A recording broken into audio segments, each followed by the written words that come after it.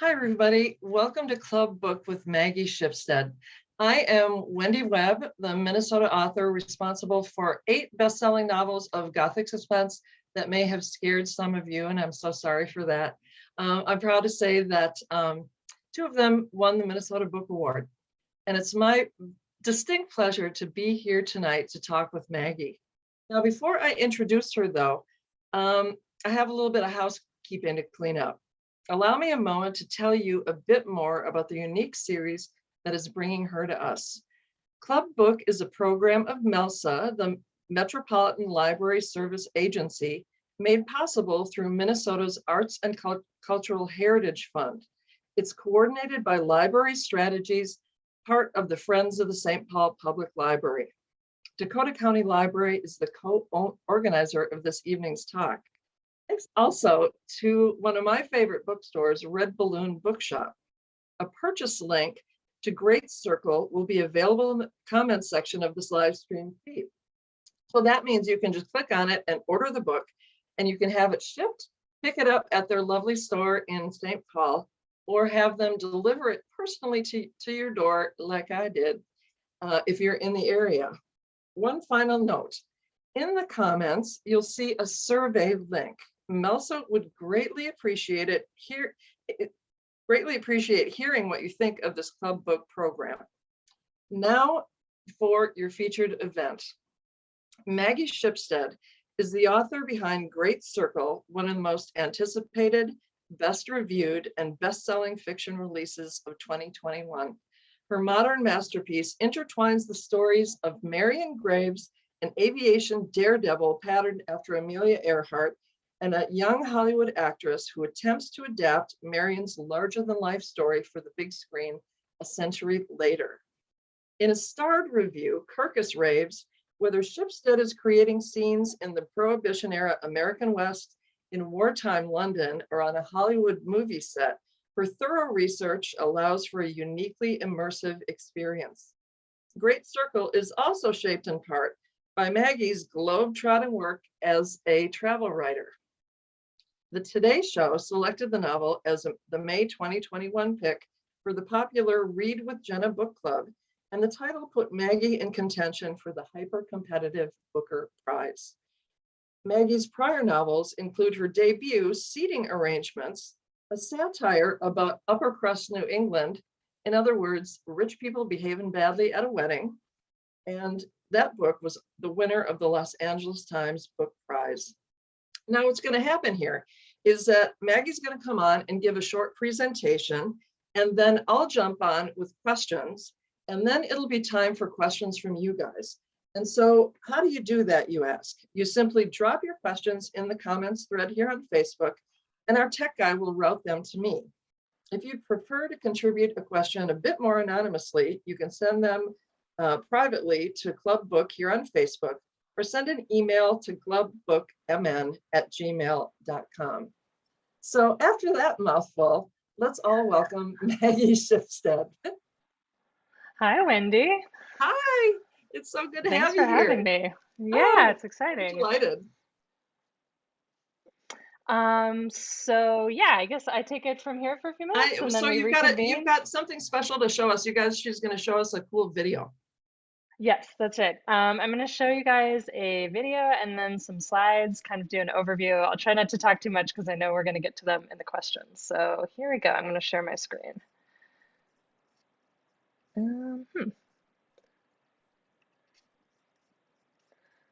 Hang on, having an issue that I hadn't had before. There we go. All right. Oh, always so scary. All right. There's always an issue. Yeah, something always goes wrong. All right, here we go. I'm gonna go to the next slide, and it's a short video I made with my publisher right when Great Circle comes out, and it's a little bit of an explanation of the book and also some images from my travels.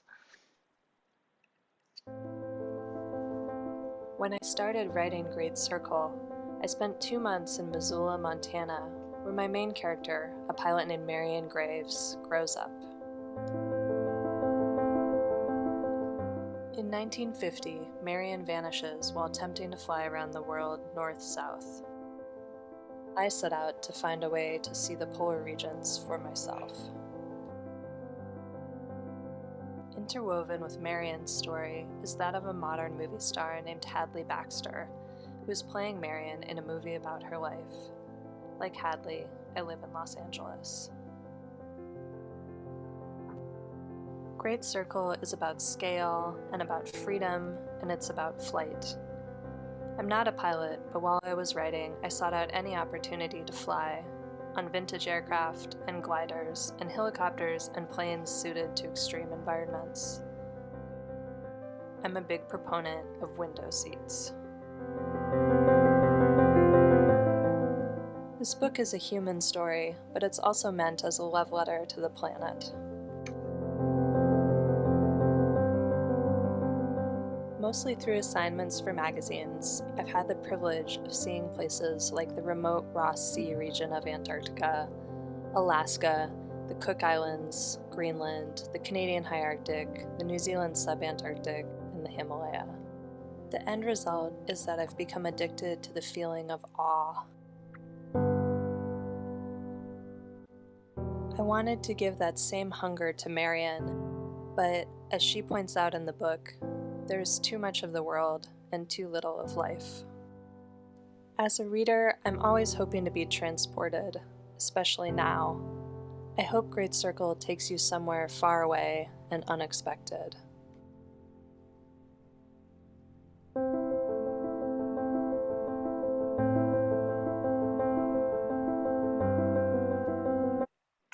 So yeah, that's just a little introduction. Like I said, I know we're going to get to a lot in our conversation. People have already kindly sent in some questions.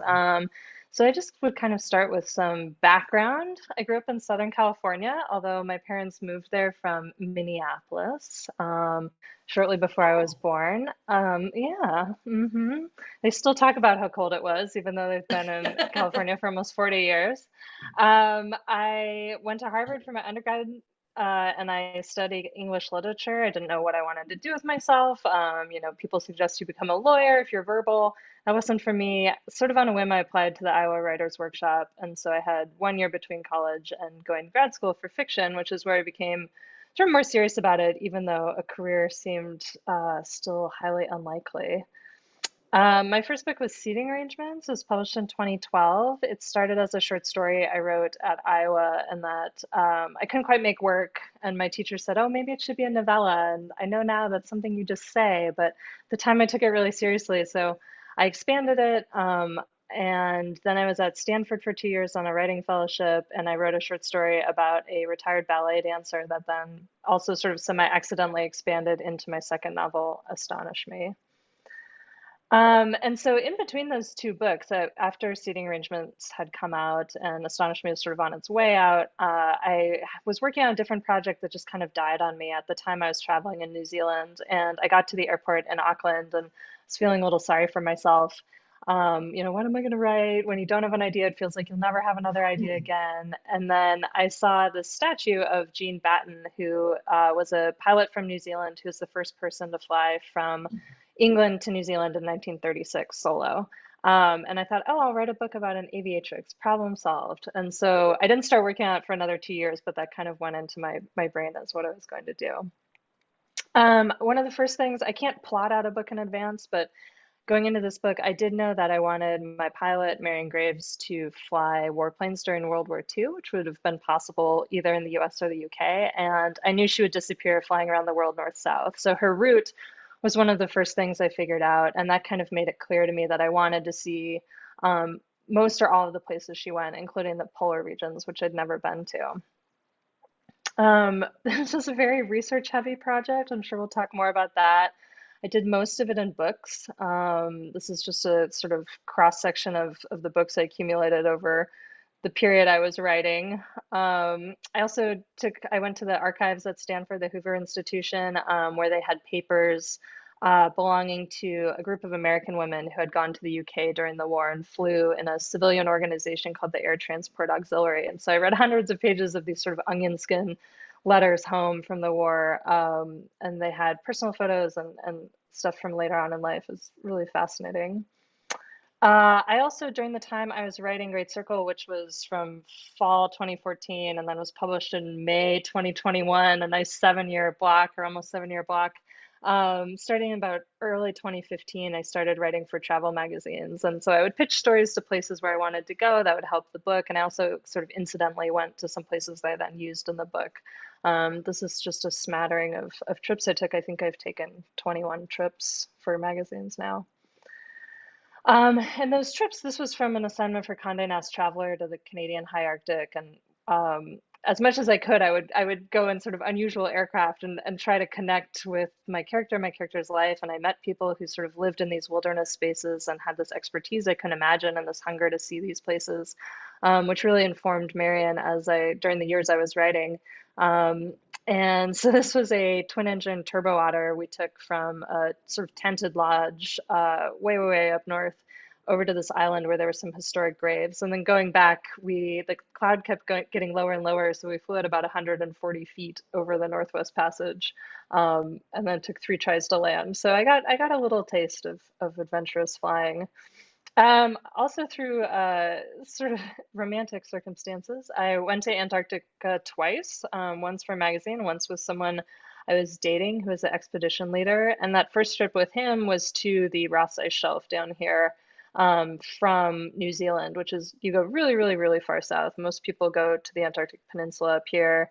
And you don't usually cross the Antarctic Circle, which is 66 degrees, and we went to 78 degrees. It's extremely remote. It's a really severe climate, but it was fascinating. And this is an example of the seas you encounter going over there. And people complain about the Drake Passage from South America, but that's just one day. This was 10 days, including stops at islands.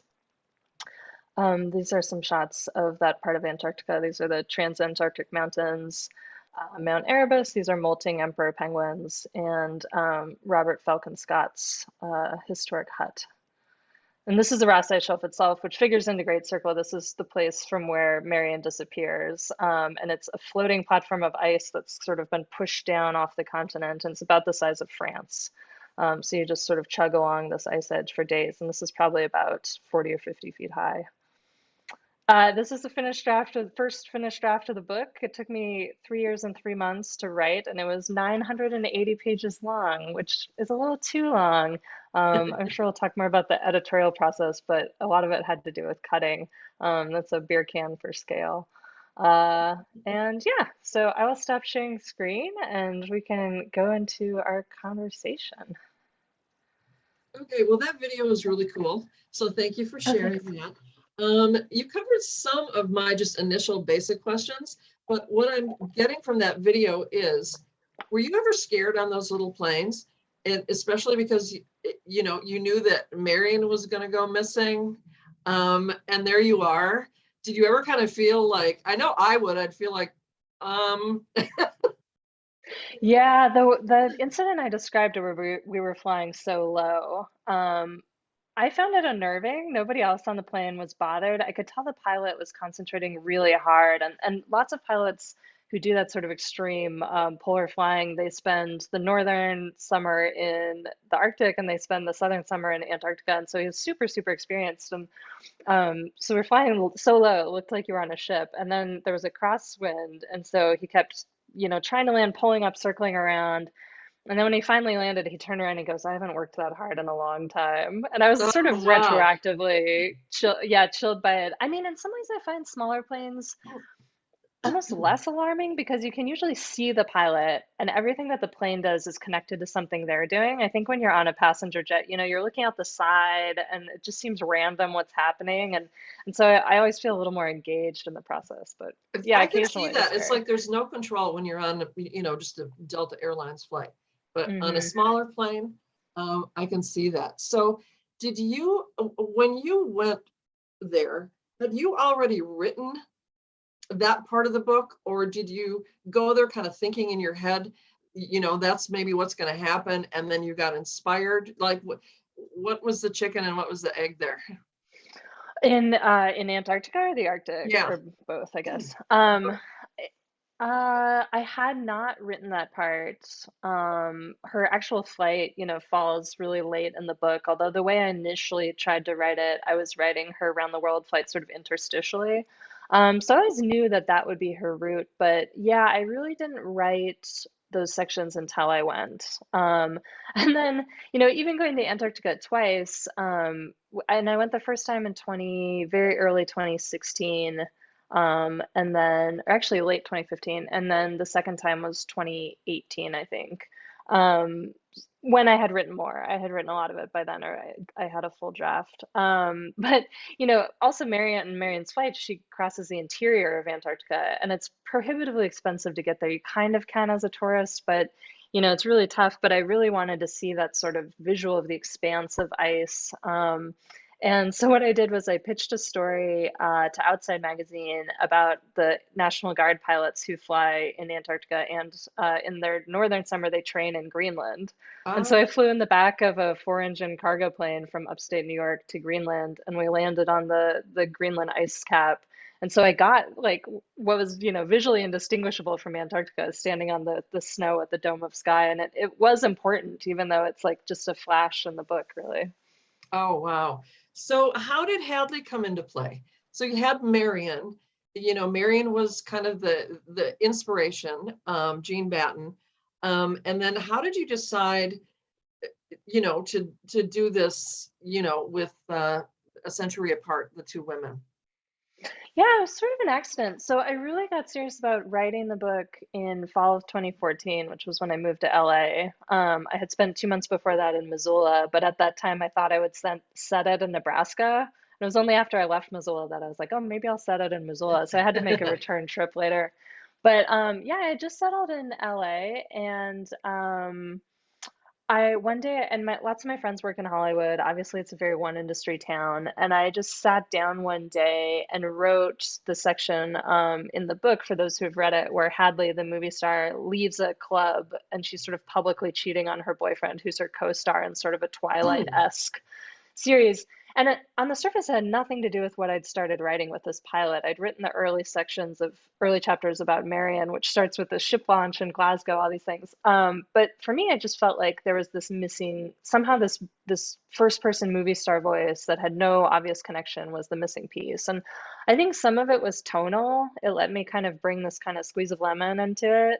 And then the way it played out was even more important. I think it became this lens on how much of a life is lost, because the reader has this really, detailed, intimate look at Marian's life, and then Hadley is in the position of trying to reconstruct it from these sort of scattered clues left behind 70 years later. And it's this game of telephone. It's like Marian leaves behind her logbook from her flight. Somebody makes a novel out of that. They're making a movie out of the novel.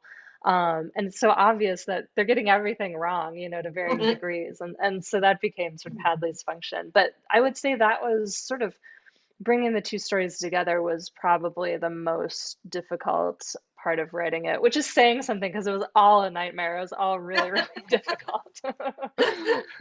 So did you write them as we read them in the book, or did you write Marian's story and then Hadley's story and somehow weave them?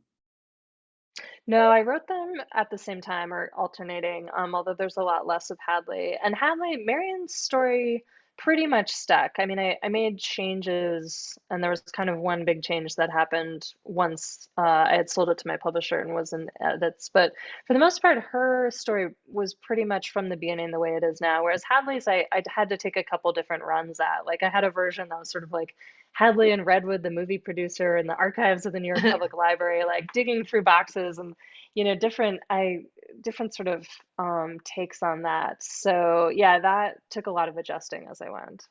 And so when you were doing the research on female pilots back in the day, was there ever a moment where you got into it and you were just so into it and you thought, I don't know if this is going to work? Was there ever that doubt? Oh God, yeah. I mean, every day, the book in general. Like I was 2 years into writing the first draft, and there's one day where I kind of realized like I'd written more than 400 pages. I'd written that as seating arrangements was the longer of my two books. I'd already written the seating arrangements, and I didn't know, where the plot was going, but I knew pretty clearly I wasn't halfway through. And I was like, I don't know if I can do this. Like, I don't know if I can keep going just because of all the research involved and because I didn't know what I needed to know. I just had to do it as I went. And so it's always sort of this two steps forward, one step back feeling. And yeah, I just felt completely overwhelmed by the thought that I had to write as much again, and that it would, I could tell it would be around how long it was, about over 900 pages. Did you ever Um, have any moments of like losing interest? You know, like you know, did you ever kind of think, I'm just no, you know asking just that, from personal experience because yeah, sometimes no, I've written I know something, that feeling. you know, get halfway through and then it's like, I don't know. Yeah, I've had that feeling too, usually more around the 100-page mark. So I was well past that. I mean, fortunately, I always felt committed to the project. I always believed in the project. But yeah, that kind of dark day where I realized I wasn't halfway through, I had to really recalibrate and I had to go, I just have to focus on what I can do in one day and not think about the whole thing and just incrementally keep marching forward and eventually I'll get there. But I think if I'd known at the beginning what I was getting into, I don't know if I could have wrapped my head around it. I wrote seating arrangements in 8 months. I wrote Astonish Mm. Me in 5 months. And I was like, I just toss off these novels, no big deal. And then, it turned out no. So yeah, fortunately I never lost interest, but also because it's such kind of there's so many tangents and threads in the book, I was able to sort of get interested in different things and Yeah. then incorporate them. So it did sort of renew my interest as I went.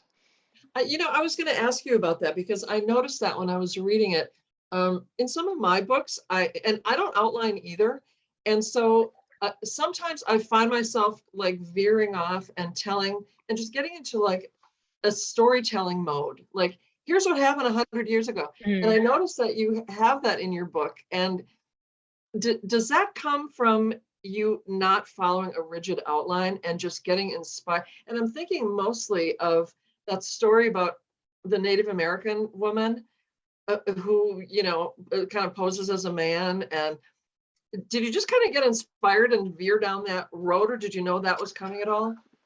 No, so Sitting in the Water Grizzly, who we would call transgender now, though they didn't have a term for it then, was a real person. And I came across him when I was researching something about Montana, and he sort of like pops in and out of different explorers' notebooks. And what was really interesting to me was that they were sort of not scandalized. Like he first emerged as a girl and married a member of David Thompson's retinue, and that sort of went horribly awry. And he vanished, and then reappeared, a couple years later with a wife, and suddenly presenting as a man. And the explorers were just kind of like, "Huh." Like I think just being a native person, he already seemed so other to them that they just weren't really bothered by this change. And so I thought it was really interesting, and I wrote that section. There are these sections, for those who haven't read, there are these sections in the book called Incomplete Histories. And sometimes they'll sort of zip through geological time, and sometimes they'll zip through people's lives. Um, but so I wrote it, but I didn't know what function it would play, and I won't spoil it. But then when I was writing the end of the book, suddenly I sort of saw, how I could use that, or what purpose that character in some ways had served. That's so beautiful how that happens. So what made you want to kind of have Marian be sort of outside gender norms for the time? Is that because, being a pilot back in the day was a man's job, quote unquote? Yeah, I mean, I think Marion certainly considered herself a woman, but some of it came from sort of working backwards from this idea of this pilot disappearing in 1950, and then I had to go, well, what kind of person would she be, and what sort of upbringing would she have had? And I sort of, especially once I decided to set her childhood in Missoula, I sort of thought, well, here's someone who's raised by this sort of semi-interested, dissolute uncle who's not really into setting any boundaries. And, when she's a child, she's this total free-range child. She's feral. It sort of doesn't occur to her that there are any limitations on her. She thinks she can go and do whatever she wants and go wherever.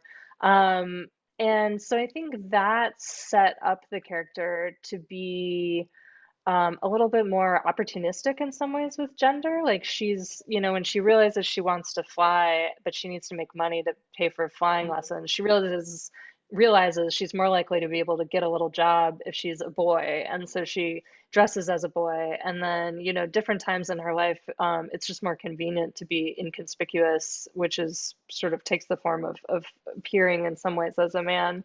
So yeah, it sort of evolved organically. I certainly didn't go into it with like an agenda about, writing a character with sort of fluid gender and sexuality. So I'm getting a couple of questions in the chat here. One is, with all the travel writing that you've done, do you have any advice to those of us who would love to do that? For actually writing for a magazine, Yeah. I really don't. I mean, it's really challenging to get into it. I got into it semi-randomly. I'd already published 2 books, and my second book, like I mentioned, was about ballet.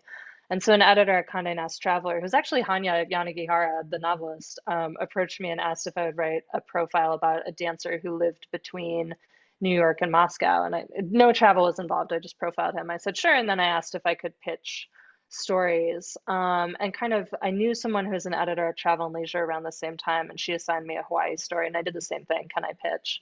I mean, I think people get into it because they're already established writers, or because they literally work at a travel magazine and are an editor, or they've dedicated their lives to travel writing. And for people who are other kinds of writers like myself, it's surprisingly really hard. I mean, it sort of seems like, oh, you take a trip, you write it up, but it's so hard to condense the experience. And so I know sometimes people do one story and then it's kind of like it's not for them for whatever reason. But a lot of people write travel blogs or Instagram, and if you're really good at it and you develop a following, you can get free travel that way. But yeah, as far as like pitching to magazines, you kind of need to be established either as a writer of a different kind or a travel writer. So another question that came through is, with all the research you did you uncover anything that didn't make it into the book, but you're kind of holding in your back pocket to maybe put in another book? No, I mean, I certainly had to cut things that I thought were interesting. I had these incomplete history sections. I had a whole one about Antarctica that sort of started in prehistory. But the way the book is paginated, once it's typeset, it probably came 500 pages into the book. And my editor was like, nobody who's just read 500 pages wants to see the sentence like 200 million years ago in Antarctica. And I thought she was right, although it is kind of sad for me that was gone. I had some other little riffs that I thought were interesting, but had nothing to do with anything. Like in a different incomplete history, there was the coelacanth, the sort of prehistoric fish that has lobed feet, was thought to be extinct, and then somebody hauled it out of the ocean in South Africa in the 30s. And so this female biologist sort of made this discovery at the exact same time. A physicist, a woman who had fled from Nazi Germany to Sweden, was discovering nuclear fission, and this happened simultaneously. And something about the sort of like this dive into the past and then this look at the future happening at the same time was really attractive to me. Wow. But That's really again, cool. my editor was like, no. So, I cut, I think, about 230 pages in edits, and most of it was small, pervasive cuts. And so little things like that, just cutting a word or sentence or paragraph, if you have 980 pages to work on, that all adds up. So. Absolutely. So somebody else wants to know, and this was on my list too, how did you find out you were in the running for the Booker Prize? And were you just like drinking champagne all day, or how did that go? It really wasn't on my radar at all. And I woke up and of course, being in LA versus London time zone wise, the communication often doesn't work out. So I woke up and I think I had like a bunch of missed calls from a London number as my editor trying to call me. And then she always just gets frustrated and sends an email instead. So I learned by email, but I knew about both the long list and the short list a week and a half or 2 weeks before the public announcement. So they're in both, it seems to be the way they do things there. And so there's a period where it's kind of our little secret. I think, yeah, it was thrilling, of course. I can't remember what I did the day of the long list. The short list, I was in Michigan with my extended family, and there was some champagne, yeah. Um, and it's also, it's one of those things where it's such an amazing bolt of lightning. It's such a human process. Like people are choosing these books and these prizes, and just what books get chosen depend on who are the judges that year. But there's also an element of from going from the long list to the short list. I'm sure you know it's just like Yeah. this not only a thrill but like a sense of relief because you're like, oh, good, I don't have to be disappointed that I'm not on it or that I don't get to go and do the whole thing in London. Oh, exactly. Somebody else wants to know, would you revisit um, uh, the time period, Marian's time period again in your writing career? And were there any parts of Great Circle that, well, now you just answered that question that got cut out, yes. But what about the time period? Would you ever go back to, the 30s? I mean, maybe. I never really had, I guess my book Astonish Me has some period stuff, but it's mostly in the 70s. I don't know. I mean, nothing, I haven't thought of another idea, and I'm pretty purposeful about doing something different every time. So the book I'm working on or just starting now is more contemporary, partly because I don't want to do another big epic right now. I want to contain it a little bit. I don't need it to take 6.5 years. So I don't know. I mean, anything's possible. I wouldn't mind revisiting the period, although it would be through a different, story. One thing I thought of when they asked, what actually got cut, the only big chunk that we cut was a plotline for Jamie, Marian's brother, where he joins this community in Canada called the Doukhobors, and they're basically Russian Quakers. Oh my Tolstoy gosh. paid for them to emigrate to Canada in the 19th century, and they lived in these sort of communal villages. All their prayer was through singing. They're vegetarians. They're pacifists. They didn't use like a physical scripture of any kind. Really, really interesting. And they would stage these nude protest marches whenever the Canadian government wanted them to like send their kids to school or have deeds of property ownership. They were just like, no. And they still exist. They're really really And the interesting. And government's so like, I no, had anything but that, anything but that. right. Yeah. And so I sent Jamie to a Doukhobor community, and it was again kind of one just like weird thing too many or unusual thing too many. And so I cut that, which took out about 50 pages. But then, of course, I had to fill the gap. So my net gain was only like 20 pages or something. Oh, awesome. All right, let me look at some of these. Oh, okay. I wanted to talk to you about the fact that your three books couldn't be more different. First, the Waspy family and seating arrangements, then the ballet, now this. What makes you want to inhabit just totally different worlds? Because as a writer, you have to live there until you're done. Yeah, I mean, to me, that's part of the appeal. Like, I don't know, so much about being a novelist is not fun at all.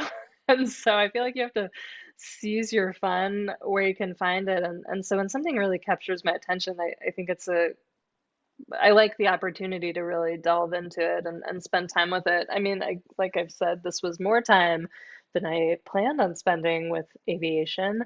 But yeah, and I think too, I just like to try different things. Like I have a short story collection coming out next month, and in some ways, looking back on those stories, which I wrote between 2007 and 2017, it was like a laboratory or how I was learning to write. So, yeah, it is intentional. I think that my stories or my books have been so different, and it's also just a product of life. Like when I wrote Seating Arrangements, I wrote the short story my second year at Iowa, so I was 24, and like I'd had a really waspy college boyfriend, and so sort of like about this like slice of a subculture I'd sort of experienced tangentially. And then this book was coming during Great Circle was coming during a period when I was thinking a lot about what does it mean to like be a woman sort of alone in the world, and how do you make a life, and what does freedom mean to me, and especially as I started to travel more, the writing of the book itself kind of changed my life. When you start a book, any book, do you have your I know you don't outline, but do you have your characters kind of planned out? Did you know what Marian was going to be until you started writing her? And kind of same with Hadley. And I also loved, your other characters are so interesting. I love the beginning with, the ship captain and set in that time period. I just got a Titanic vibe out of that. And so do you have that in your mind, or when you're on the page, is it just created? I mean, sometimes it is, especially with minor characters. I can kind of just go if I have like a little bit of a feel. With a character like Marian, I mean, I don't think I had a plan for her, certainly not for like Caleb. For those who haven't read, this is Marian and her brother's childhood friend who sort of was part of her life throughout. And so he really evolved. Yeah, Marian, I think I had a gut instinct for it. And that first section of the book, which is in her voice, just from the logbook right before she takes off from Antarctica, that was the first thing I wrote. And so just writing that in her voice also gave me a strong sense of who she was. And yeah, I need to know, I do need to have a sense. Like the project I've started working on now, which I'm not very far into, I kind of a few of the characters fell into place, and then I was starting a chapter from the point of view of a character I just couldn't decide. And some of it was like too many possibilities for who she should be or what she does with her time. And I had to commit and really think about it before I could get anywhere. And it stalled me out for a while, like a couple months. I was like, who is this? And yeah, I don't know if that happens to you too. There's like the difference between not having an idea and having too many ideas is Yeah. almost like weirdly indistinguishable. It does the same thing to you. Do you just write all the way through, or do you go back? Like what I do is I just start at the beginning, and then I write however long, and then the next time I pick it up again, I read that over and then think, okay, this really sucks, or it's really good, or whatever, and then I go on. But I'm not one that like writes a huge first draft and then goes back. So how do you do that? What is your process there? Well, so when you go back and read like what you wrote the day before, do you then tinker with it or do you leave it alone? I sort of leave it alone. I read it, Oh, and wow. usually I think it's okay, and Mm-hmm. and then I'll go on. But I don't think I've Yeah, I ever don't. cut anything out, like a scene Oh, wow. or anything. Um, Oh my gosh. but again, I haven't written an epic, so Ugh, it was I such write an 400-page books organizational too. So task. Yeah. I mean, I don't do like a really messy first draft. Like I know people will write people do. longhand and a series of legal pads and they just don't look at what they've written. I will go back and read what I've written and tinker with it.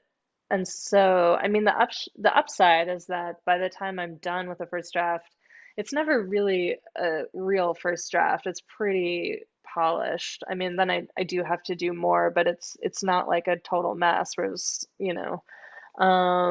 so was there another half of your Yeah, question? no, That was and it. that Okay. leads me to ask, do you have a group of people that you give your draft to for opinion, or if it's right to you, it's right? Yeah, I mean, I do miss this about being in workshops. I was in, 2 years at Iowa and then 2 years at Stanford. And for short stories, especially, I found the sort of cacophony of opinion really helpful. I only tried to workshop part of a novel once, and I thought it was a nightmare because it was like you're just giving people a fragment. So I really don't have readers. I read a first draft and give it to my agent. So my agent waited for more than 3 years, and then she took a month to read it. And she and we spent like 8 hours on the phone over 4 days talking it through. And then I spent 9 months revising it, and then we sent it to my editor. So by the time I sold it, like two people had written it. But I now live with my boyfriend who's a TV writer, and so with this book I'm starting now, I just kind of needed to ask some questions. So I let him read these like 60 pages I'd written and then quizzed him on it and made it very clear what feedback I wanted and what feedback I didn't. And so that was helpful. So I think he might be drafted into the role of early reader. Oh, that's awesome. So yeah, some agents are really good readers and editors, and then others just aren't. So it sounds like you've got a really good Yeah. agent. And then the Yeah. process, uh, um, so it took a while from your second book to your third. Did you have to did your agent have to then go and get a new publisher, or did you have your publisher just on tap waiting for your manuscript? Um, I've been with the same editor and publisher for all three books. I was gonna say when I went, yeah, my agent Rebecca, I met at my second year at Iowa, and she was coming. She goes there, occasionally, like a lot of agents do, or go to other MFA programs just to meet students. And I would never have gone to meet with her because I barely had one finished short story. And the program administrator called me and she was like, "Do you have a car?" And I was like, "Yeah." And she goes, "Do you have an agent?"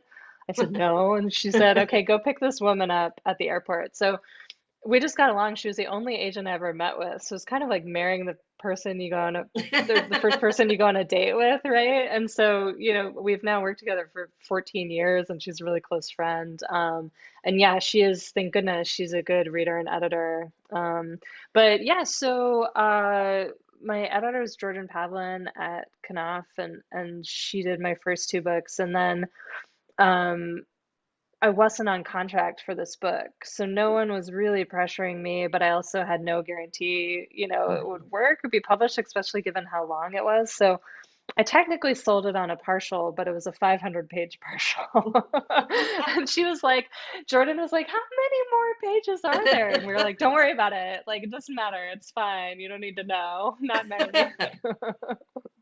Oh, so another question came in. Where did Maggie turn? Oh, okay. They asked the same question.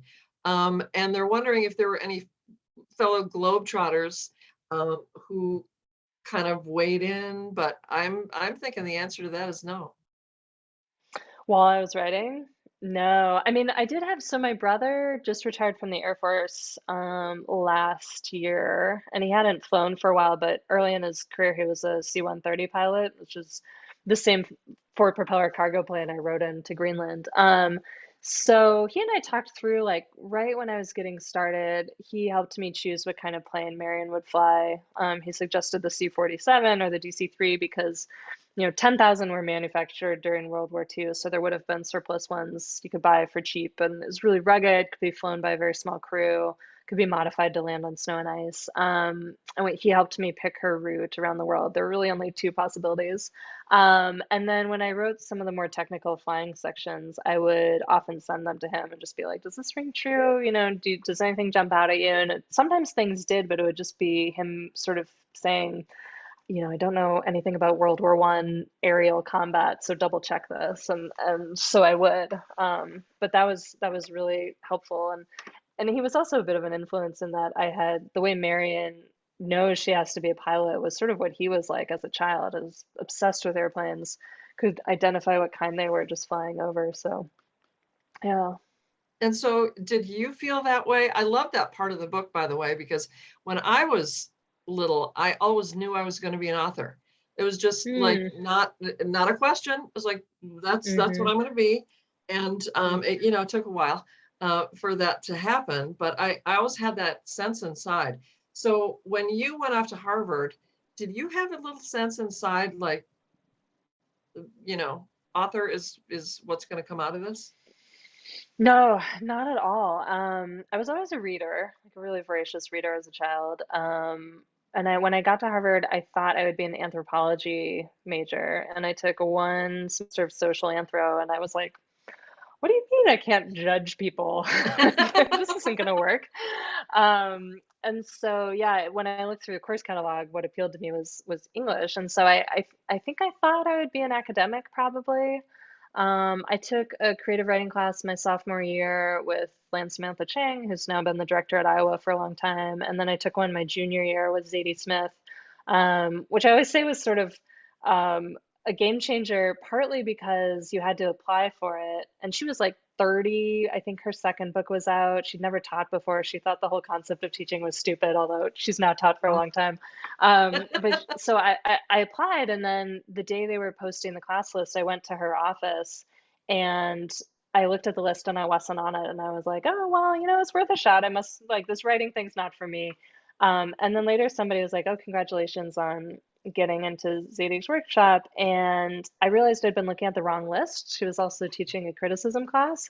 And I think if that Oh, person hadn't told me I was in the class, I might have just not thought about it anymore. But so I took her class, and she was very tough love. I found it, I really enjoyed it. And I wrote a creative thesis of short stories, but I still didn't think, it just didn't seem viable to be an author. I wasn't sure, the thought of writing a novel seemed weird. So really it wasn't until I got to Iowa that it seemed like something I could maybe do. But even then, and for me, I think, a lot of people are like you and just know, and I think that's helpful. For me, I think it was helpful to sort of be like, I'm trying this on because I didn't feel like I had to live up to this dream of it. I was just sort of doing it because they were telling me what to do for 2 years and giving me funding. Great. now somebody's asking, and this is going to be one of my questions too. You have written short stories and novel, and then an epic. Which do you find is more difficult, and what do you see are the differences? Because I could never write a short story. Well, I did write Ooh, one, but yeah. it really wasn't good. So Short stories are so hard. I mean, they're both difficult for they're different really hard. reasons. Like short story is so unforgiving, everything has to have its place. It's kind of like living on a boat or something, writing a short story, and it has to be sort of incisive and gem-like, with this incredible efficiency. Although people, of course, write short stories in all different ways, and you can find a meaningful 5-page short story, you can have a 50-page short story, but I don't know. I like the sort of spaciousness of novels. I think it's a much more forgiving genre. But what's so much harder is that it's a huge commitment and it just requires so much stamina. Whereas a short story, I mean, like looking at my collection, there are different voices and um, sort of structural approaches that I couldn't sustain for the length of a novel, but I could try it, and it would be, it might be a couple stories I just sort of tossed off in a few days, and others I would struggle with for months, different experience each time. But none of them took me 7 years. Whereas just continuing to plug away at a novel, and as it grows and grows and grows, and you have to sort of continue to wrangle it, that's the hard part. And it's hard to make a plot that hangs together, and it's hard to make characters be consistent over a long period. So it's all hard. It's all hard. Do you ever have any trouble with continuity in terms of not only the timeline of things that are happening, but also like what your characters are wearing? Because I'll have my character put on a cardigan and then something will happen. And 5 pages later, she'll put on a cardigan and then something will happen. And then she'll put on another one. And, my agent always catches it. But do you ever find yourself like that? Because 100 pages ago, something happened that, has to jive 100 pages later. Mhm. Oh, for sure. Yeah, and just from draft to draft, there are always these little vestigial things that can be hard to catch because your brain is still holding that earlier draft where like there was a coffee table there and you'd mentioned it, and then you took it out in the next draft, but your brain still knows there's maybe a coffee table, and so it shows up 8 pages later, and then yeah, I mean stuff like that is so inevitable. So I'm so dependent. Like my editor doesn't really silly her hands with these sorts of things. But then once I go into copy edits and Copy page editing. proofs, I mean, and Did proofing, they they're make a finding timeline? mistakes till the end. Did they make a timeline for you? They must have. I Yeah, didn't they had see to. it, but they catch, like when the characters were born. Because that's another thing. When I start, I choose when characters are born to the day, but then I'll have to shift it around as I need it to accommodate the plot. But then I don't change it everywhere for the same reason as that like phantom coffee table. And so I think the copy Random editors coffee table. know to double check, every little thing like that, and proofing as well. But things can still sneak by. Everyone's, you reading is still such sort of a mysterious process what it's doing in your brain. And when you're really in the flow of it, you're not necessarily being as critical. Um, Absolutely. Did you get any comments from readers of historical fiction? Because I've got friends who write historical fiction, and they say the readers will contact them and go, there wasn't a snap in that era? And Yeah, not much. I was very careful, and I'm a really pedantic reader. So I'm aware of the sort of that they're out there. And so I did really, really check. I got like one sort of, you know, plus I don't put my email address online, so people can't really contact me. They have to email my agent, who then will forward it to me maybe. And I got one really long one that identified some small mistakes, but then also was sort of like, just so you know, ice isn't always white. And I was just like, I've seen ice, I don't say yes, it's white. I've seen a Like, get out continent of my full of ice. business. Yeah, like go. No, you know. So we have time for a few final questions here. One from a reader, was there intentionality to how Marian's sections are in the third person and Hadley's are in the first? I really grappled with that. With my other two books, because they both started as short stories, I had the voice established from the beginning, and the idea for the book was sort of wrapped up in the voice. Um, I always knew Hadley would be first person. With Marian's, I I had some days early on where I'd just be consumed by anxiety, where I was like, should it be present tense or past tense? Should it be first person? And I tried at one point really early to write her logbook in first person and also make it interstitial, instead of just as I did having tiny snippets from it and then writing her flight in the same sort of borderline omniscient narration as I used throughout. So, um, it was intentional. I did think about it. I probably couldn't explain why I settled on it as it is, except I think third person past does give you the most scope and the most flexibility, which I knew pretty early on I really needed, Mm-hmm. moving between characters and then also to this point of omniscience. Whereas Hadley, I mean, part of her role in the book was to be this sort of almost claustrophobically intense first person voice. And that And it also really gave helped to me, differentiate too. I mean, yeah, yeah. And when we were making it shorter, some things came up on the chopping block right away, which was like, do we need these incomplete histories? Do we need Hadley? And I always said I just didn't want it to be this sort of solid loaf of a book. I wanted it to have more texture and variation. And so then that was what meant then I had to do the smaller cuts and do more of them. so readers are wondering what you're reading now, if anything. And I say if anything because I never read when I'm writing, and I know you're writing Mm, right now. hmm And who are some of your favorite authors? The favorite authors thing is always so hard. It is I hard. tend to like individual books more than authors, although if I love a book, I will always read that author's work. I am reading now. I'm reading a memoir called Notes on a Silencing Mm. from a few years ago, and it's by a woman who was sexually assaulted when she was a student at St. Paul's, the boarding school, and it's incredibly it's beautiful writing, but it's also just incredibly intelligent the way she sort of is piecing together her life and sort of puzzling through why what happened to her did and why the response to it was the way it was. It's a heavy subject, but it's not necessarily a heavy read, and I'm super impressed by it. And then I always have like a whole stack of novels going as well. Some of my favorite books, I'm looking at my bookshelves. Lots of the ones I've been talking up um, lately are just books that I would go back to while I was writing this book because they had something I could, draw from. So, like Life After Life by Kate Atkinson, Oh, Tale for the Time Being by Ruth Ozeki, The Luminaries, Eleanor Catton, Signature of All Things by Elizabeth Gilbert, which I feel like is this sort of overlooked, really great book. State of Wonder, Anne Patchett. Yeah, just lots of lots a of whole different lot of books, but yeah. women authors there. I read a lot of women authors too. Yeah, I do read. I sometimes I deign to read male authors. I did love. I've never been a Franzen person, but his new book Crossroads I thought was amazing. I really loved that book. I have not read that one. It's good.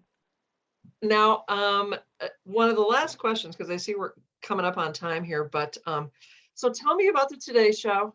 How did that come about? Did you like Jenna? Did you meet everybody? How did it feel to have your book cover on a billboard in Times Square? So I did it remotely. I didn't Oh, get to okay. go.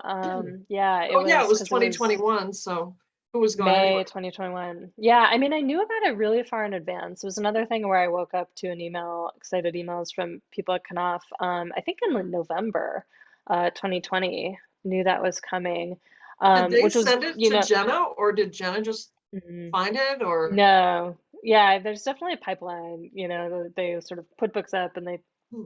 may or may not take them. But yeah, it was thrilling. It was amazing to know so far in advance that it would get that boost because as you all know, it's just the worst is like the month before a book comes out. You Oh, can't, it's out of your control. no, you're just laying in You a can't do ball. You're just anything. laying in a ball. Yeah, That's all you're doing. Maybe watching Law and Order, yeah, but that's yeah. about it.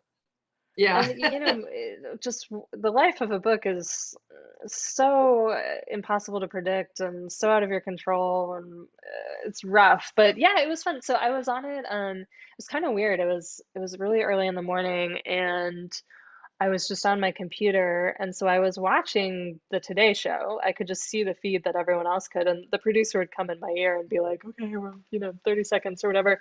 But then when I was on, I was looking at my computer, and I saw Hoda and Jenna, who were looking up at a screen that my face was on. So I was also looking at myself. It Oh was my really, gosh. really weird. Yeah, and That must have you been just hope you disorienting. And plus, really like strange. nerve-wracking a little bit, you know? Oh yeah, because you don't want to sort of say something dumb on the Today Show. Just feels very possible in the moment. But yeah, she was great. I really appreciate what she does for books and reading, and yeah, really cool. Awesome. Well, I think that's all the time we have. I'm getting that message. And so thank you again for Thank you, penciling us Wendy. in. And I so really I need to appreciate read. it. Oh, it was so much fun. I loved having It this was so discussion fun. with you. You're awesome. Oh, thanks. Okay, everybody, this has been a virtual presentation of Club Book, a long-running literary series of Melsa made possible by the Arts and Cultural Heritage Fund. Special thanks again to the Dakota County Library for the part they played in bringing Maggie to us. Before you log off, look again for this. They love these surveys, these people. Please look for the survey link. Are we done? No, I think they're just Mine giving the just went link, up. right? Okay, please look for the survey link, which is in the comments section, and please fill it out. Last, consider joining Club Book on Monday, April 25th for an event with novelist Jason Mott, winner of the 2021 National Book Award for Fiction. In alternating and ultimately intertwined narratives, Hell of a Book follows the cross-country publicity junket of an eccentric novelist and the tale of a young Black boy whose world is turned upside down by a heinous but all too common episode of police violence. Thank you, everybody, for coming, and have a great night. Bye. Bye. Bye, Maggie. This is great.